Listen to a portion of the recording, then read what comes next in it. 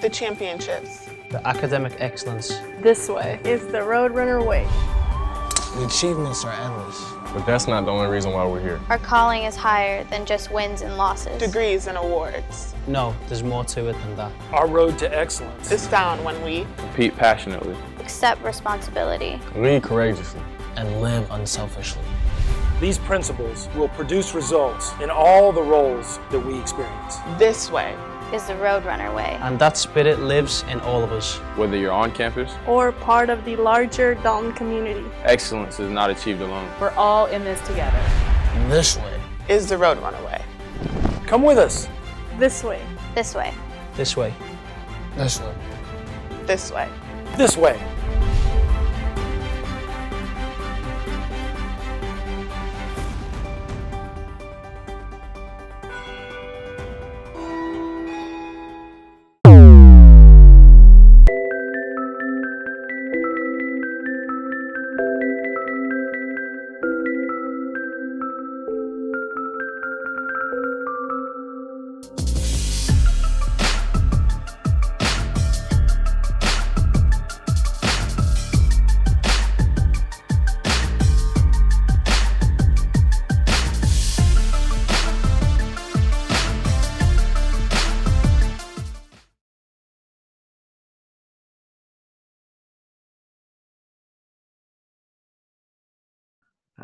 Hello, everyone, and welcome to episode 6 of The Beat. I'm Eric Simpson, Sports Information Director for Dalton State College.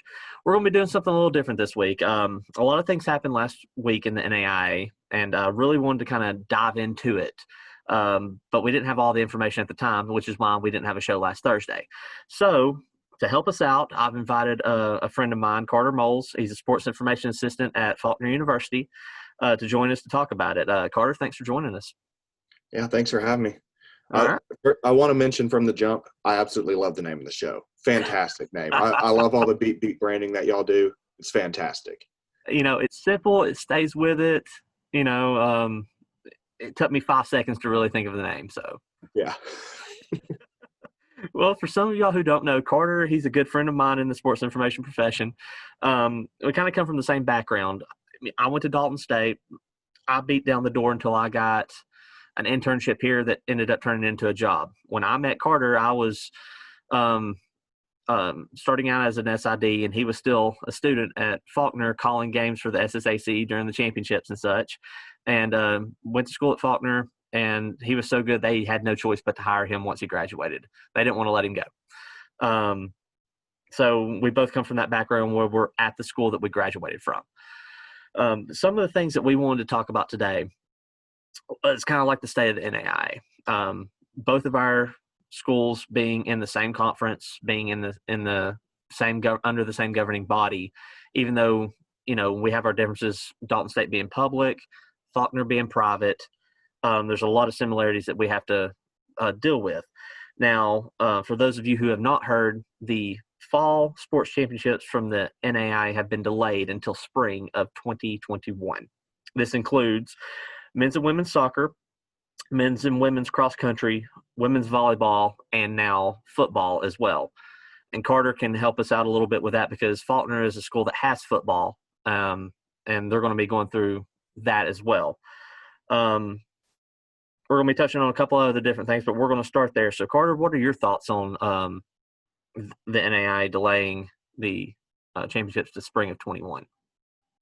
I think it's the best decision for the NAIA to make because you don't want to limit the opportunity for kids to compete for a championship because of the area they're in, the conference they're in. You want to give everyone the opportunity to compete for the championship.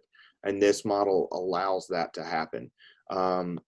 If you just played it all in the fall, then what are the conferences who've moved out of the spring? What are they playing for? Like, you can play for a conference title, and that's awesome. It's incredible to win a conference title, but there's nothing beyond that. Right. So I think it's the best decision that the NAIA could have made, and it allows the institutions to have a little bit of flexibility with how they schedule. If they want to play some soccer games in the fall, their conference can decide, okay, yeah, you can play some non-conference in the fall. We'll move our conference to the spring like the SSAC is doing. And I think that's a great model. I have really no complaints about how they handled it because that's a tough decision. I'm glad I'm not involved in those. I couldn't agree with you more. I mean, I think it's a tough decision. I honestly think for everything involved, I think they've kind of made the right move with that. It's just ultimately a tough decision because you're almost in a point where you don't want to make anybody mad, but no matter what decision you make, you're going to make somebody mad. Oh yeah. But you're looking for overwhelmingly what's going to get you the best championship, the best involvement, the best engagement.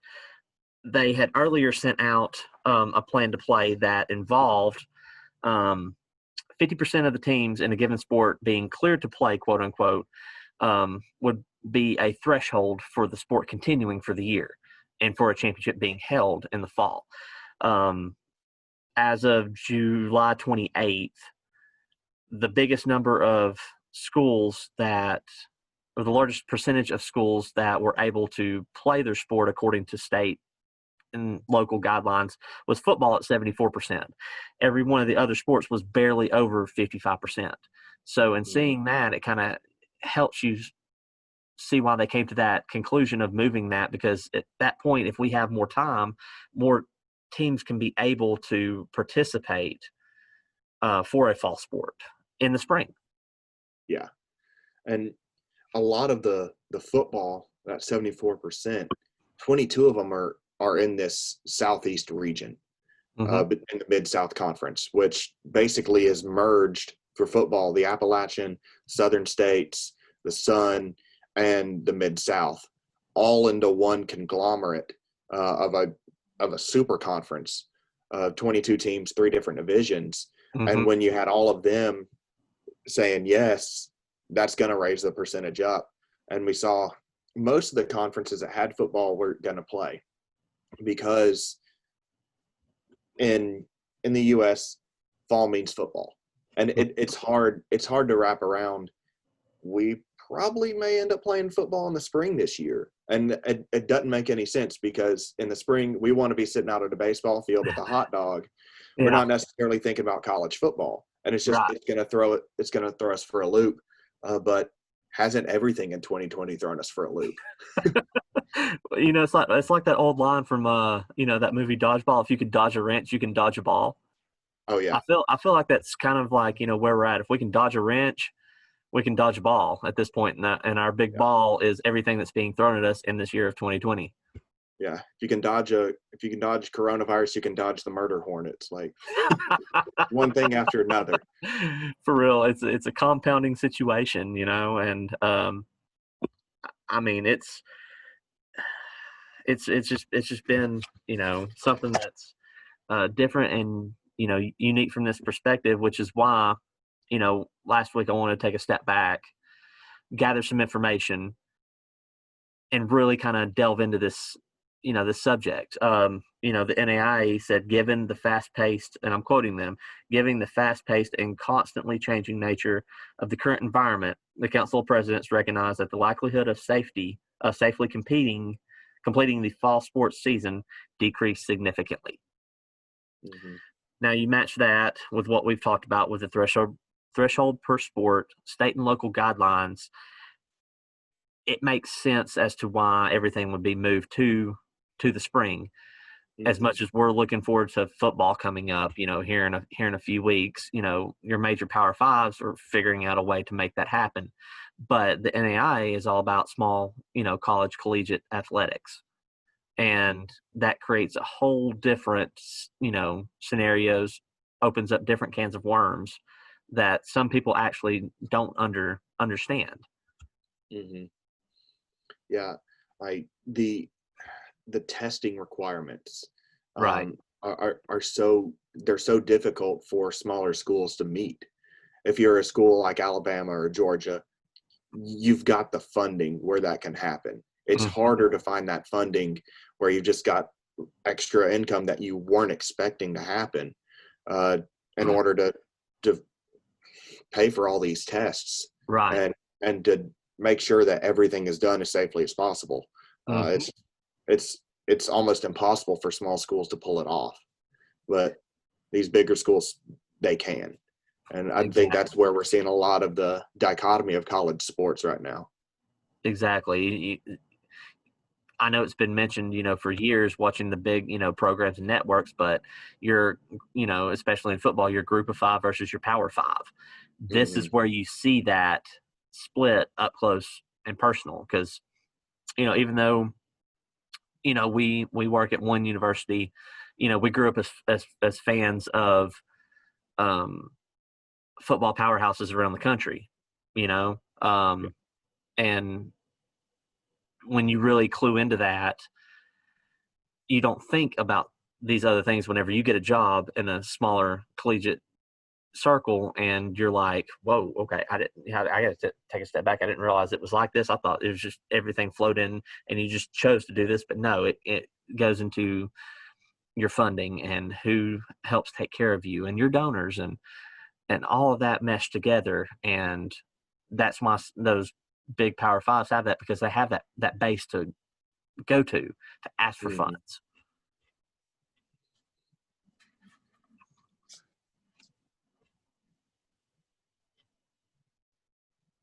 So the Council of Presidents came to the decision, and I read that statement that our president Jim Carr put out. But what other kind of impacts on small college athletics is that leave in your eyes, Carter? To me, one of the things is the staffing. Even from a official standpoint, to our line of work, to covering the stats and the broadcasts and all that, there's going to be a ton of overlap in the spring, and who knows what will actually look like, because there are a lot of officials who they'll referee football in the fall and then they'll pick up a basketball whistle in the spring and they may be putting on a face mask and getting behind a plate in the spring. So it's interesting to see how that will work. And we really are in uncharted territories right now. We've never had all these sports potentially overlapping, where on one campus you could have 3-4 events going on at one time. Right. At a small school like us, that's hard to do. And then when you multiply that times all the different schools in the area, half of those teams are going to be on the road. So transportation, getting those teams to and from places where our soccer team may be at Florida College, y'all's soccer team may be at Bruton Parker, and then y'all may also have golf going on. We may have a football game going on the road, and then we're also going to have events at home. And it's going to be weird. It'll be tough to find transportation at some points too. Yeah. And I think that will be one of the small college aspects that will be missed at the big colleges, because it's a lot easier logistically for those to work out than the small college, where you don't necessarily have your own private airplane that you're taking to play even just a conference game. You're getting on a charter bus or you're getting on a school-owned bus and you're going to those. And that limits the number of buses that you have available. Yeah. And we all don't have, big, fancy tour buses, just sitting around waiting, for us to use them. We all have to, call a company and reserve reservations, and then those get, expensive. We all do have forms of travel that we can use, but when we have so many teams and, we're projecting, okay, we have enough vehicles and we're going to use these all for the fall. And then those fall sports are going to be ending about the time we have a winter sport, and they'll be using the vehicles. And then those winter sports are going to be winding down and ending about the time that our spring sports are beginning. And then they will use the vehicles. Now everybody in one cluster is going to be using the same pool of resources, whether it be vehicles, whether it be staffing, and some of those staffing, I know, like in our instance, our person who does our scorebook for soccer also does it for basketball. Yeah. So if, it's decided that we start the conference portion of soccer in, late February, we might have a couple of overlaps at that point, depending if we're at home same day, hopefully not same time. It gets a little bit more tricky with y'all because y'all have baseball and football and, I mean, so many other sports compared to us because we only have 7. Yeah. Yeah, we have in addition to, like, we've got baseball and softball and football. I know there are 3 sports that Faulkner has that Dalton doesn't. Mm-hmm. And that will really complicate it because if you've got a volleyball and basketball, most of the time they're going to be playing in the same gym. And it'll be harder for those to have an overlap because just scheduling, you can't have those. Right. But then when you start adding in the different venues where you've got baseball and softball, those could be running simultaneously, and then you could have a basketball game going on in the gym.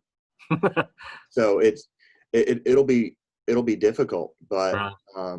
Or if you have to move a basketball game up 3 hours because you have a volleyball game that very same day, and you need to clear the floor, put up the poles, and make sure you're good to go for volleyball, an hour and a half before that even starts. But then you've got to get teams out of locker rooms so you can get more teams into other locker rooms on top of court setup, and just logistically, we're all going to be very, very busy people in the spring. Very busy.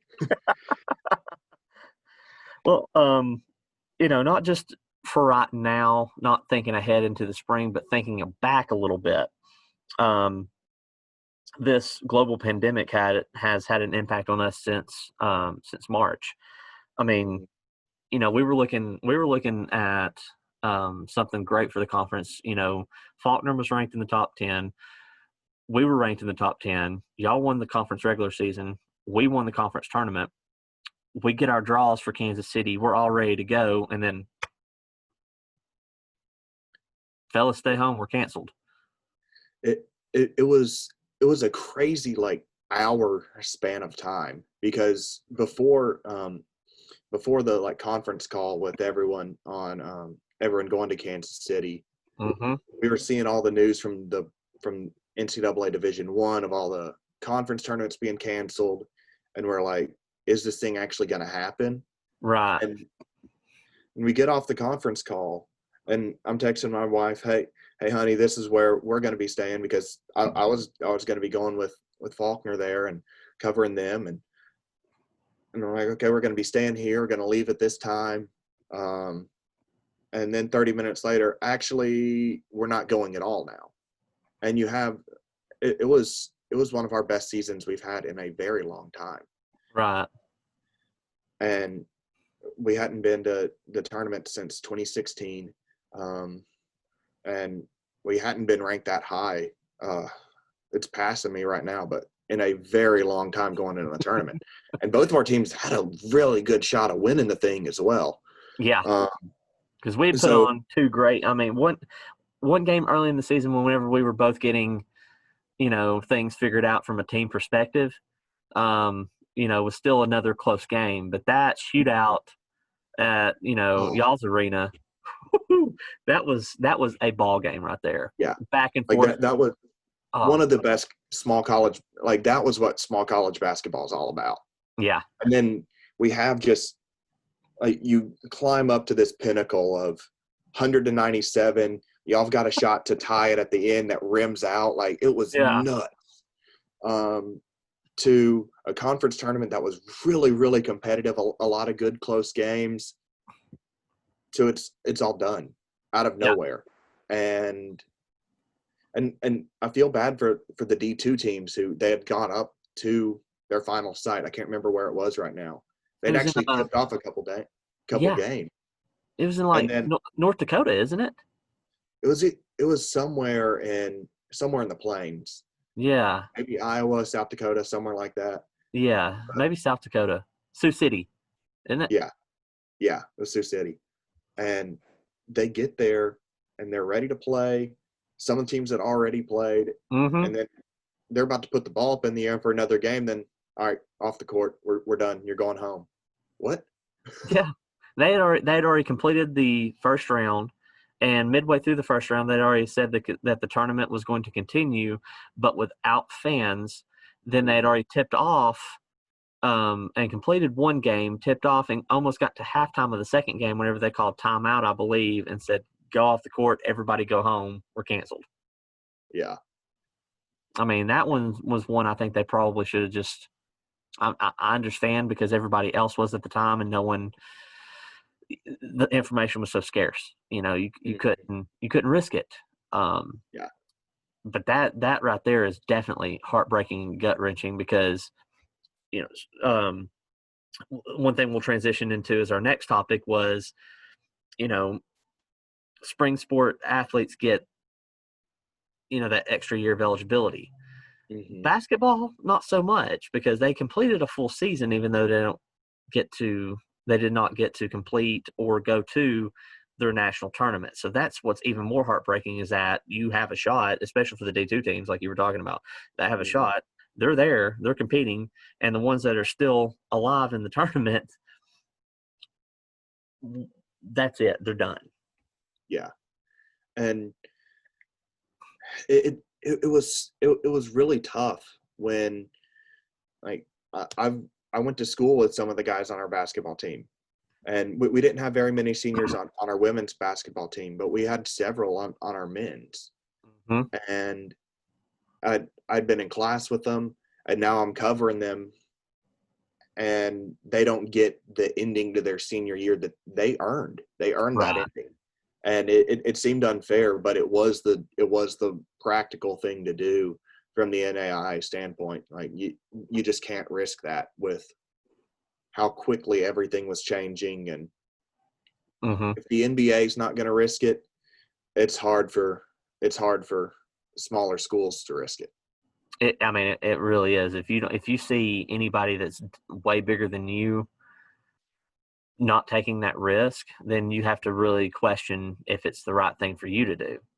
Mm-hmm. And a lot of what come out of smaller organizations doing is within 45 minutes of them pulling the Jazz and the Thunder off the court, the NBA had halted the season. Yeah. I mean, it was that quick. An hour within getting a positive test. Mm-hmm. I mean, I was sitting there. I came home. I think we had, I forget, maybe we had played that night or something. And I had come home and everything was just one thing after the next. I was sitting there watching, the big network, ESPN, and it was just literally every 5-10 minutes, it was an update of this being ceased, this being halted, this, and then you wake up the next morning and the same thing. Are these conference tournaments going to play in basketball? And then one after another said, yes, we're doing it with fans. Yes, we're doing it. No, we're backtracking. We're not going to do it at all. This one said we're going to do it with fans. The Big East had done the same thing. They had tipped off a game, gotten through the first half, and at halftime they, ceased it. Yeah, it's just it was something that was very unique. But in a lot of these sports that really did not get started, you've got a split season in golf, so they got a half a season in, but they did not really get to take part much into their spring. Did not get to take part in their spring championship. Outdoor track and field, as well as a couple of others, they get that extra year back, and it's really going to be an interesting concept because we've got some, we're expecting to lose one of our major seniors in golf in Ben Rebney. Yeah. And now he gets a chance to come back and really anchor a team that has another year of experience plus a couple of other really good players coming in, and it really helps boost our chance for a national title in golf. Same thing for women's golf. We have an anchor and a senior in Isabel Rios who's going to be able to now come back and compete for a national championship that she lost. We've got some really good golfers that were already here that are young, and we've got some really good ones that are coming in this freshman class as well. That's going to really help make that team hopefully a force on the national trail this year as well. So, what's it look like from y'all's perspective? A lot of the same, especially with our baseball team. Our softball team, about half of the girls who could have come back, we had 7 seniors, if my memory serves me right now. And we've got 3 of them coming back. But from baseball, we have almost everyone coming back. and it's unusual because we usually have a lot of turnover in Mhm. in our baseball teams. So all of a sudden, we were expecting to lose one of our catchers, and he's a good friend of mine as well, Jonathan Villa, and now he's going to be coming back. And one of our best pitchers, he's going to be coming back. And it's weird that we're kind of mentally ready to say goodbye to these guys, and Right. we didn't get to watch them finish a full season. We played 22 baseball games. We had a home softball series. We played 4 home games, and 2 of them our scoreboard was out, and the other 2 was an overlap with senior day for basketball. So Right. it was a really challenging time because we didn't really get to see how the team would work, and get to see them mesh together and see what the season would look like. And now you're going to have a ton of really, really strong teams in all the spring sports, and I'm very excited about it. I am too, and I'm excited because from y'all's perspective, if anybody doesn't know about Faulkner baseball, perennial national contender, top 5 team every single year. A couple years removed from a national title in baseball, weren't y'all? We won it in 13, and then Yes. we went to the national championship round like 2 or 3 straight years, and we forced the if necessary game a couple times, and we'd lose by like 1 or 2 runs. It was really heartbreaking stuff to Lewis and Clark most of the time. But we've been to Lewiston like 7 straight years for the national tournament. So it was weird because we were already like, okay, we're probably going to be going to an opening round, likely hosting it because we were top 10. And we've hosted for several years in a row now, and we're kind of getting prepared for that. And then all of a sudden we just stop. Right. And now we're wondering, okay, what's the MLB going to do? Because we've got some guys who could get drafted. Are they going to keep their draft the same? And they ended up cutting it short, and hardly anyone from the NAI got drafted because they only did like 5 rounds or so. Right. So then, okay, is anyone going to sign a free agent deal? And it was really, really tumultuous for a little bit. But once the dust has settled, it's going to be really fun in the spring because a lot of NAIA teams are going to be returning their top dudes. And then they've got other guys who are coming in from a JUCO who are really going to be able to help out, or a D1 transfer. And it's going to be a lot of fun in the spring, and it'll be probably the best competition that we've seen across the board in every sport in the spring.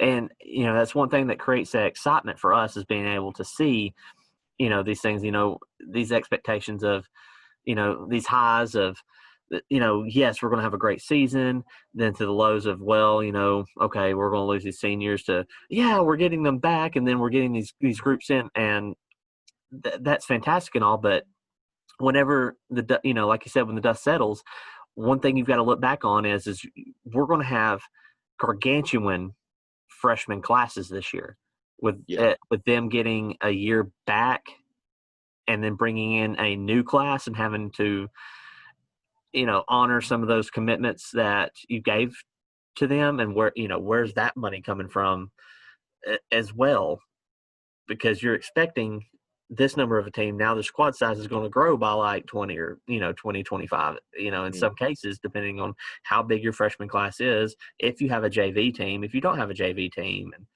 And I know there's a couple of members of our conference, and I think former members in Bethel and Martin Methodist, that had JV baseball teams, didn't they? Yeah. Yes. I'm pretty sure they did. And we've got a JV baseball team as well. So that is another aspect of it, because you expected that these kids were going to leave, and it leaves this much scholarship opportunity for freshmen, and we've got to replace them. And now some of these are coming back. What do we do? Do we kick someone to the side? Do we kick one of the returners, tell them to go on? Like, what do we do? And puts absolutely no one in a good position. No, it's one of the harder things. I know from our perspective too, it's also having to work out because, from an eligibility standpoint,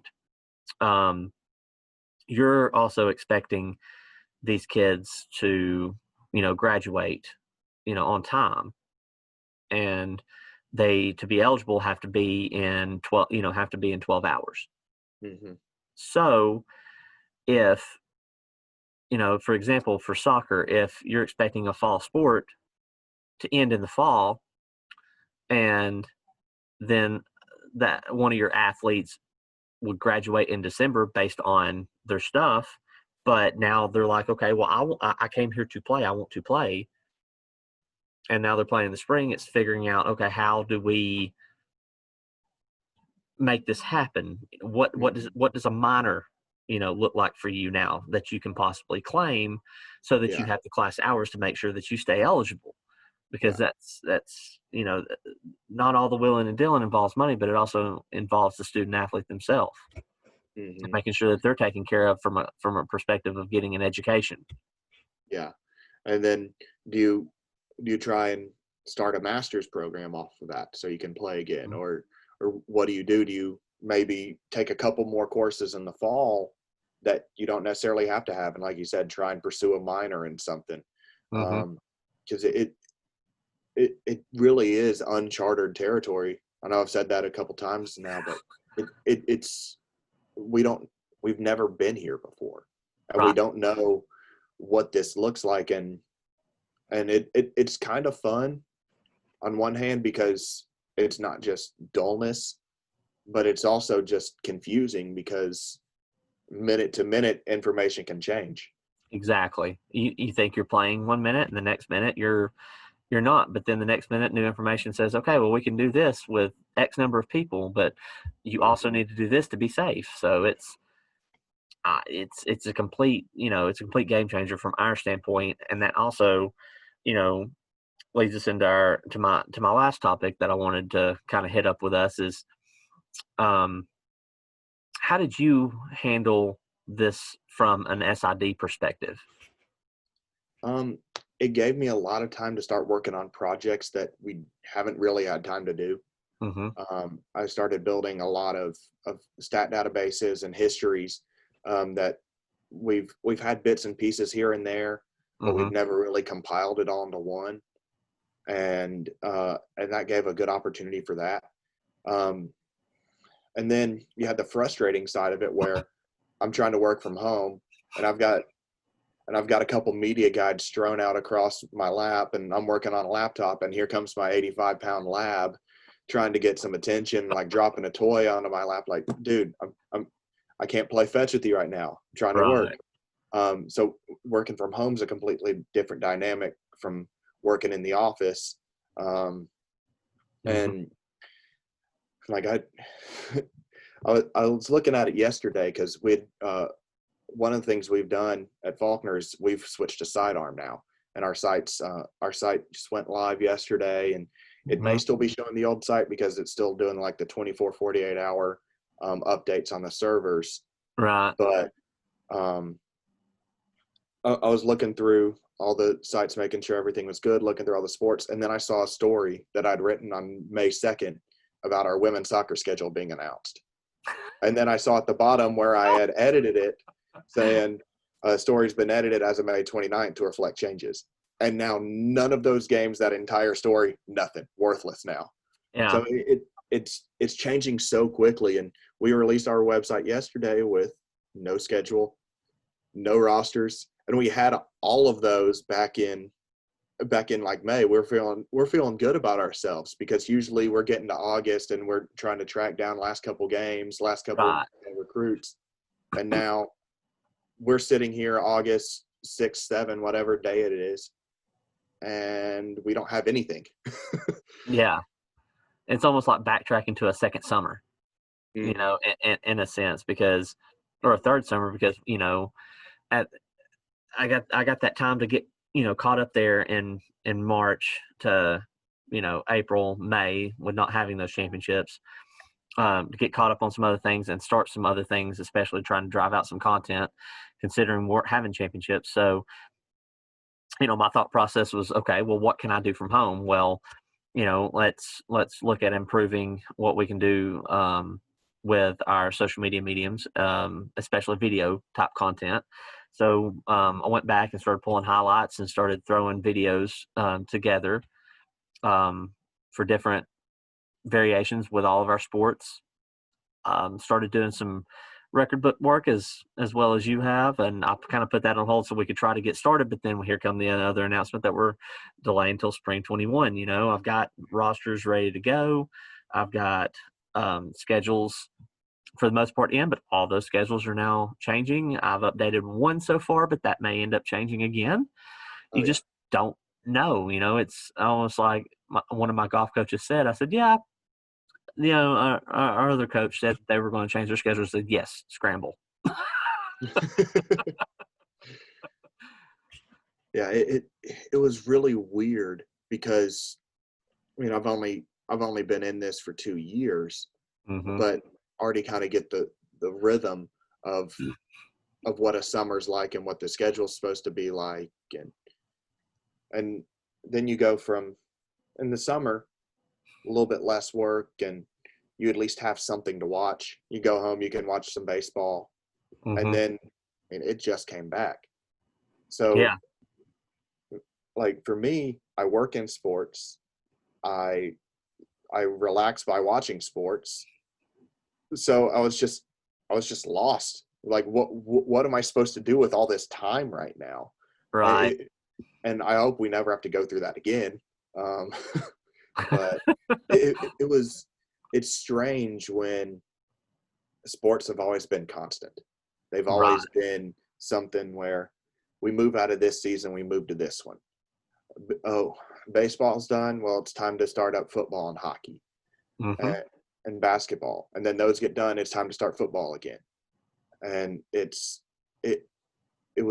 weird that all that rhythm has just stopped, and it'll be at least probably another year before we get that rhythm back into play because of the seasons being all shifted around. Right, because as of now, for the most part, most of us are going to be in office working, getting prepared from March until January 1 of 21.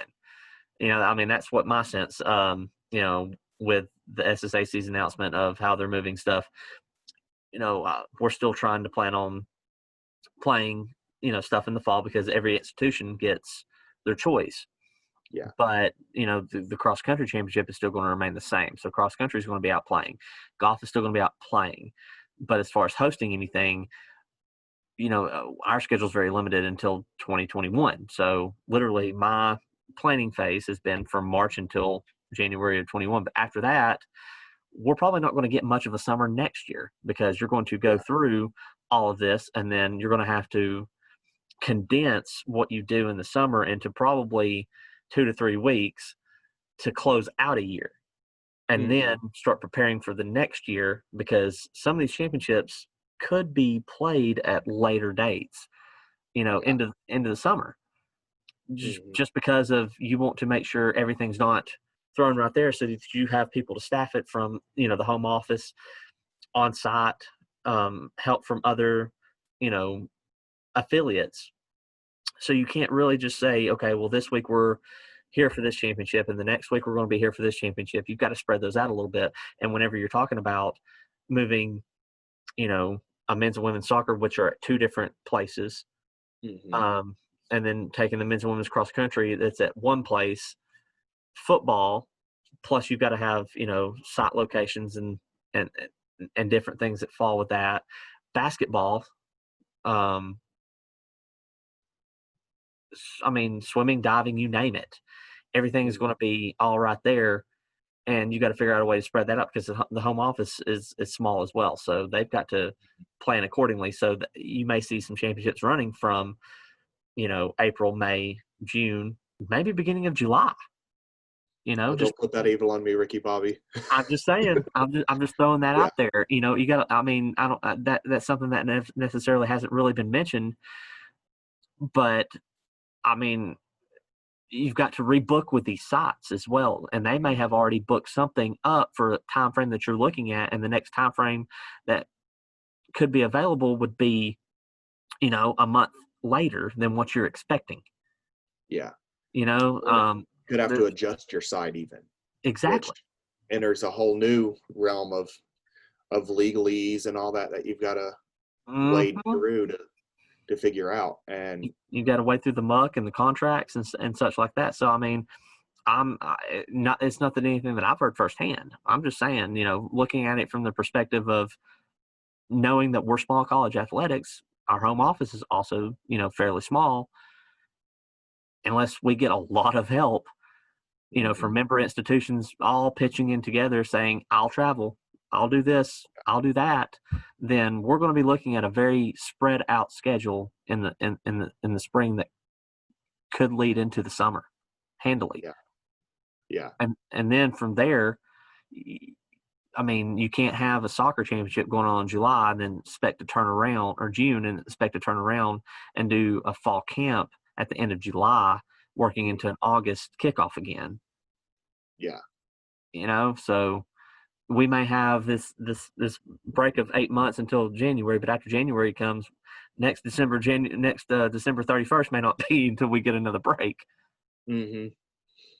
Like I was telling my wife, when things started to shift towards the spring at the beginning, I was like, well, if we all go to the spring, I'll have a good Christmas with you. I'll see you in May, baby. Like it'll be so weird because you're condensing all of these seasons and all these championships into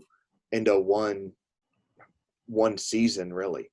And like, just from the SSAC perspective, when we have soccer and volleyball championships going on at the same time, it's tough to make sure everything's staffed with those. It is. And you throw on top of that the basketball championships, and then we may have baseball and softball going too, and those are in different cities. Yeah. From Montgomery. So all of a sudden, Mike Hall, Matt Hicks are having to cover like 3 or 4 different cities with 2 people. Right. And I mean, just trying to cover all of it will be tough. And our leadership at the conference level, I think, is paramount. I love what Mike Hall and Matthew Hicks do. I think, I know I appreciate them from the standpoint of, what they do. And, they help advance our careers, but they're outspoken, but they do a good job with the championships. They try to do the best by the student athlete. And I know that decision from, our presidents with them involved with moving, things to spring, was not easy, an easy choice from them, given the fact of we don't know necessarily yet when those championships are going to occur in the spring. Mm-hmm. So we're trying to still formulate what conference schedules are going to look like based on days of the week, not necessarily dates on a calendar. Yeah. And then we're saying, okay, we can fashion this into this time frame based on this championship whenever that championship's announced. So, we're trying to stay ahead of the game as much as possible. Yeah. Because you don't want to schedule a soccer championship, or you don't want to put out your conference schedule for soccer and then 3 weeks later have your championship. You want to try and have it one, like, preferably like how most of our sports are right now, where you finish on Saturday and then you're playing in your tournament Friday or Thursday, whenever you're playing that next week. Correct. Like, you don't want a long layoff in between those, and that puts a whole different aspect of scheduling challenge that we've never had before. Right. Because, as of right now, I think, we kind of go into that to where we end our soccer championship on a Saturday. Then the next Saturday, Friday or Saturday, is your quarterfinal at the conference site. Then you go to the next week that it is in Montgomery on Thursday, Saturday.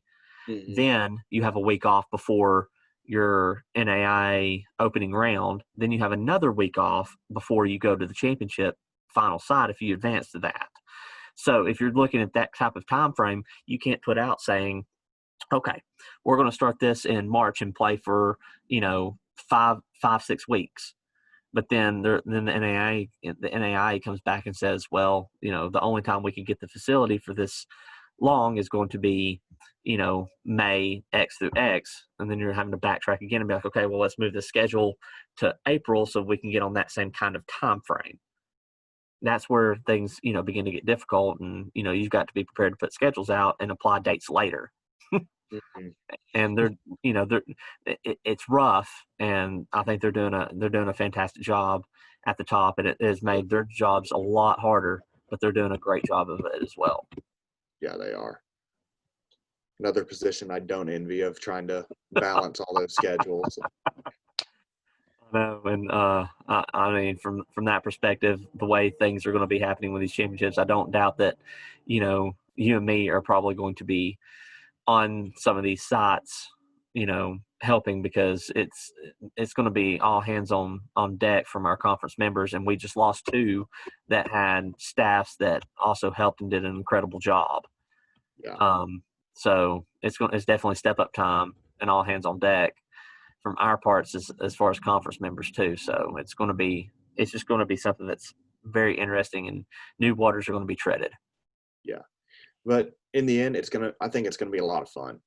Absolutely. Because like being in the office work is not necessarily the most fun. That's not why I got into the profession. I got in the profession so I can cover sports. I love being I love being in a gym when a game's going on. I love being out at a soccer field. I love being at the baseball field. I love being at the softball field. I don't necessarily like sitting in the office. So now all of a sudden, we're not really going to have much office time come the spring. That's going to be a beautiful thing. Because we're going to be, okay, well, today we've got basketball. Tomorrow we've got soccer. Then we got softball and baseball going on the next day. It'll be great. It'll be a lot of fun being able to cover sports every single day and not kind of getting ready for Thursday, Saturday, or Friday, Saturday. Yeah. I totally agree with you. That's going to be the best part, is whenever, we're out from behind video screens, we're out and about, we're able to see each other, we're able to, throw an elbow up and, go to work, and that day is going to be what, we're all, preparing for right now. It's going to be busy, but that's why we signed up for what we do. Yeah.